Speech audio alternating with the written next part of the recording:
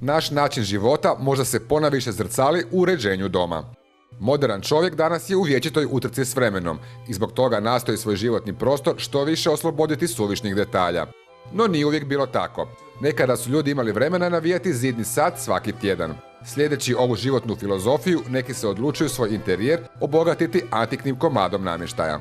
Možemo reći da je to konstrukcijski izvrstan namještaj, lijep dizajnerski, topao, jer taj stari namještaj uvijek ima jednu patinu, toplinu. Osim znači ljepote i funkcionalnost.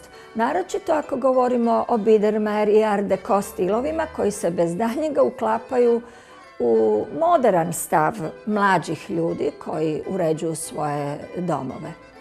Barok i neobarok, Biedermeier i Art Deco najzastupljeniji su stilovi antiknog namještaja kod nas. Biedermeier datira od 1815. do 1848. godine.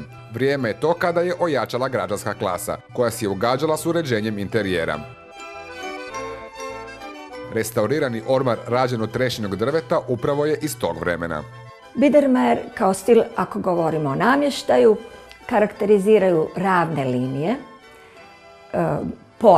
Na nekim komadima možemo zateći i valovite linije, ali uglavnom to su linije koje se i danas sviđaju mladoj generaciji i zato kad se mladi ljudi odlučuju za neke komade antiknog namještaja, najčešće posežu za Biedermeier komadima. Art Deco namještaj je iz trećeg desetljeća 20. stoljeća. On je svojevrsni derivat Biedermeiera, samo je naglašenije pročišćen, elegantan i funkcionalan.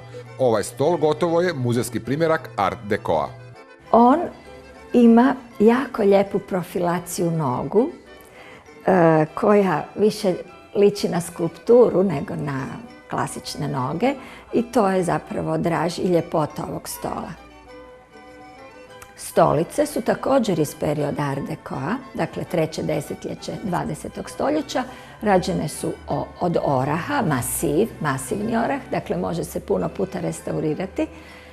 I one također imaju taj jednostavni odnos horizontala, vertikala.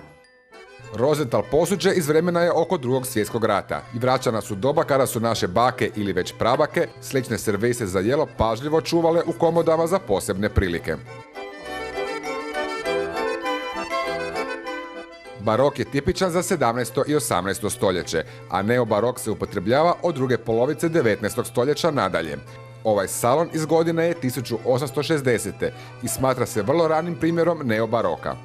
Barokni stil poznat je naravno po mnogo valovitih linija, pa tako i ova komoda koja ima 3 ladice, također ima valovitu prednju stranu, valovito, vidite ove cabriole legs, cabriole noge, također su sa viticom.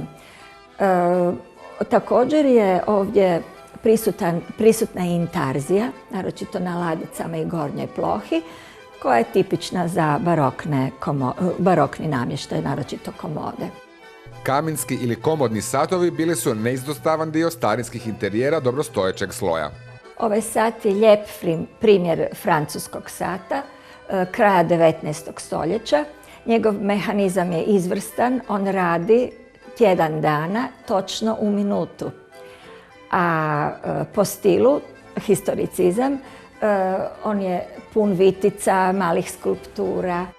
Komadi namještaja koji su jako vrijedni, poglavito oni s potpisom autora, mogu doći kao dobra investicija. Ruhlmann ili Rengen, to su imena koja na europskom i svjetskom tržištu postižu nekoliko stotina tisuća eura. No mi ćemo biti skromni. Možda je za početak dovoljno restaurirati komad nasljeđenog namještaja i sačuvati ga kao uspomenu za buduće generacije.